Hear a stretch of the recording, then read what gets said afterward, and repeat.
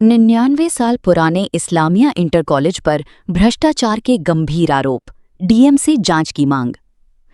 मुजफ्फरनगर शहर के करीब 99 साल पुराने और ऐतिहासिक इस्लामिया इंटर कॉलेज की बदहाल स्थिति और कथित वित्तीय अनियमितताओं को लेकर सोमवार को बड़ा विवाद खड़ा हो गया।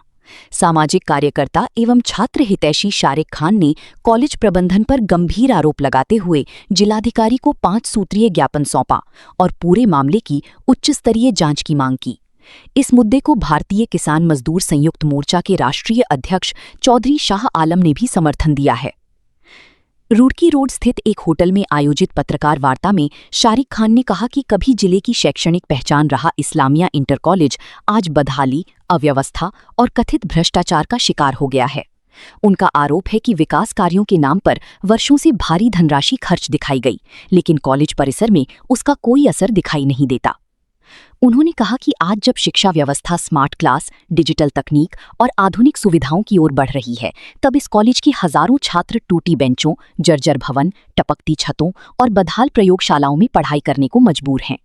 उनका कहना है कि कॉलेज में न आधुनिक लाइब्रेरी है, न पर्याप्त कंप्यूटर लैब और न ही विज्ञान विषयों की ऐसी प्रयोगशालाएं जहां छात्र सही तरीके से प्रैक्टिकल कर सकें। इससे छात्रों का भविष्य प्रभावित हो रहा है। डीएम को सौंपे ज्ञापन में रखी गई 5 प्रमुख मांगी। शारिक खान ने जिलाधिकारी को दिए ज्ञापन में छात्रहित और जनहित से जुड़ी 5 महत्वपूर्ण मांगें उठाईं। सबसे पहली मांग कॉलेज की जर्जर और छोटी इमारत को हटाकर छात्रों की संख्या के अनुरूप बहुमंजिला और आधुनिक सुविधाओं से युक्त नया भवन बनाने की है। दूसरी मांग कॉलेज परिसर में ही डिग्री कॉलेज शुरू करने की है। उनका कहना है कि इंटर के बाद आर्थिक रूप से कमजोर परिवारों के कई छात्र मेरठ, सहारनपुर या दिल्ली जाकर पढ़ाई नहीं कर पाते और मजबूरन अपनी शिक्षा बीच में छोड़ देते हैं। तीसरी मांग आधुनिक ई-लाइब्रेरी, करीब 100 कंप्यूटरों से लैस कंप्यूटर लैब तथा भौतिकी, रसायन और जीव विज्ञान की अत्याधुनिक प्रयोगशालाएं स्थापित करने की है, ताकि छात्रों को गुणवत्तापूर्ण शिक्षा मिल सके। चौथी मांग वर्तमान प्रबंधन समिति को भंग कर जिला प्रशासन की निगरानी में नई और निष्पक्ष प्रबंधन समिति का चुनाव कराने की है। शारिक खान का आरोप है कि वर्तमान समिति की कार्यप्रणाली पर लंबी समय से सवाल उठ रहे हैं।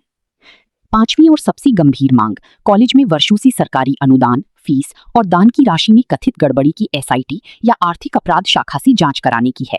ज्ञापन में आरोप लगाया गया है कि विकास कार्यों पर कागजों में खर्च दिखाया गया, जबकि जमीन पर अपेक्षित कार्य नहीं हुए।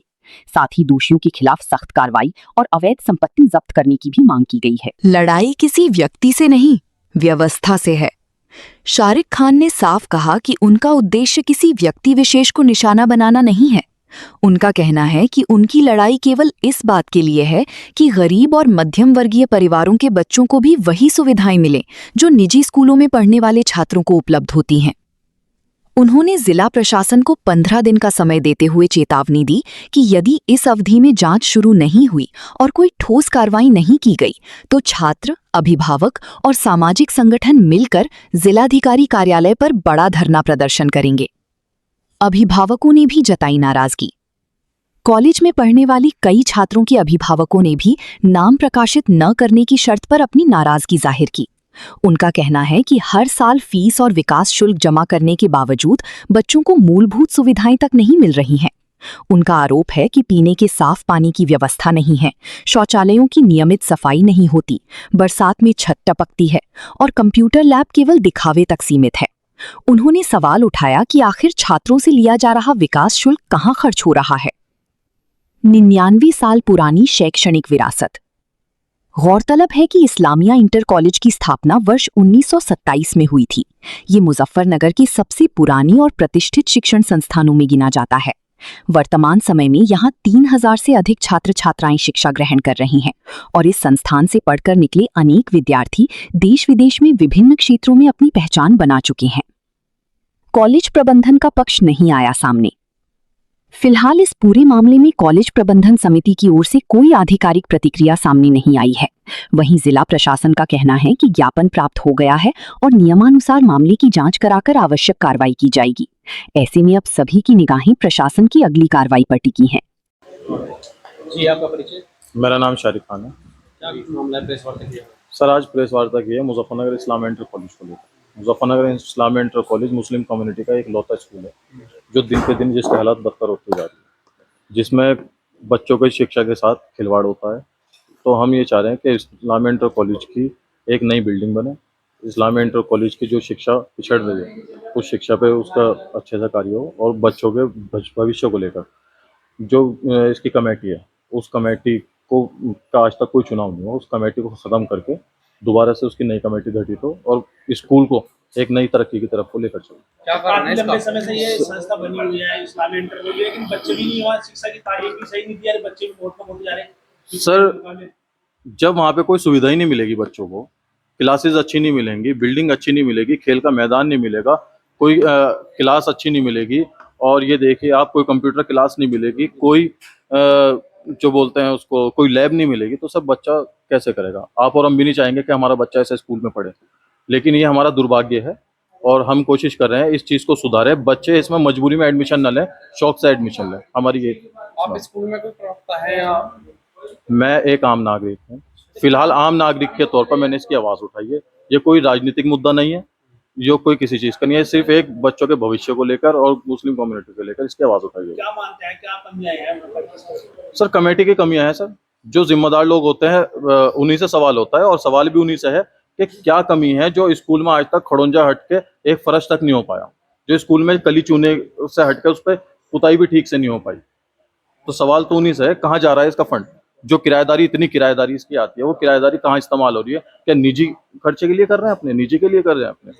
कहाँ जा रहा है इसका? मुस्लिम एक मोदी संस्था है, यहाँ तक भी इसमें ना बच्चे हैं ना शिक्षा है। सर, कोई आवाज़ उठाने वाला नहीं है ना, जो माल आ रहा है गड़प कर रहा है।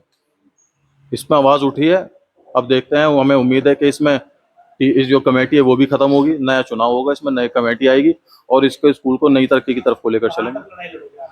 सर, मुजफ्फरनगर की ज़मीन से लेकर और संसद तक अध्यक्ष जी के साथ इसमें आपने आवाज उठाई है, किस तरह से आगे आंदोलन होगा? अध्यक्ष जी मेरे बड़े भाई हैं, इनका मेरे साथ जो सपोर्ट है, मैं इनका बहुत तहे दिल से शुक्रिया अदा करता हूं, और ये मेरी रीढ़ की हड्डी है। इन्होंने जितना समर्थन और जितना मुझे सहयोग इस चीज़ में किया है, मैं इनका तहे दिल से शुक्रिया अदा करता हूँ।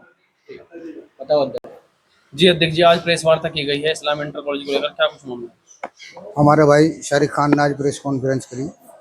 एक मुद्दा कई दिन से इन्होंने उठा रखा इस्लाम इंटर कॉलेज को लेकर, और ये वास्तव में बिल्कुल सत्य है कि एक ही संस्था है मुस्लिम कम्युनिटी की, और इसको जो है इन्होंने बद से बदतर हालत कर रखी कमेटी के लोगों ने। कमेटी की इसमें बहुत बड़ी लापरवाही है और इसकी पूरी कमेटी की जांच होनी चाहिए।